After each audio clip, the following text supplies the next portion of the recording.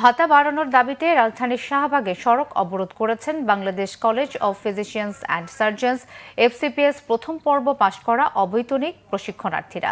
বেলা 11:30টায় শাহবাগ মোড়ে অবস্থান নেন তারা। এ সময় দাবি পূরণের লক্ষ্যে নানান স্লোগান দিতে থাকেন তারা। এর আগে এফসিপিএস প্রথম পর্ব পাশ করা প্রশিক্ষণার্থীদের মাসিক পারিতোষিক 25,000 থেকে 30,000 টাকা করা হয়। তবে এতেও নারাজ প্রশিক্ষণার্থীরা। গত মঙ্গলবার এক প্রজ্ঞাপনে ভাতা বাড়ানোর বিষয়টি জানানো হয়। ওই দিনে শিক্ষানবিশ চিকিৎসকরা তাদের মাসিক ভাতা 5,000 টাকা বৃদ্ধির বিজ্ঞপ্তি প্রত্যাখ্যান করে বিএসএমএবিউতে প্রতিবাদ সমাবেশ করেন। এরপর ভাতা 50,000 টাকায় উন্নীত করার দাবি জানান এবং দাবি পূরণ না হওয়া পর্যন্ত আন্দোলন চালিয়ে যাওয়ার হুঁশিয়ারি দেন। এদিকে শাহবাগে সড়ক অবরোধের কারণে আশেপাশের এলাকায় যান চলাচল বন্ধ আছে। দেখা দিয়েছে তীব্র যানজট।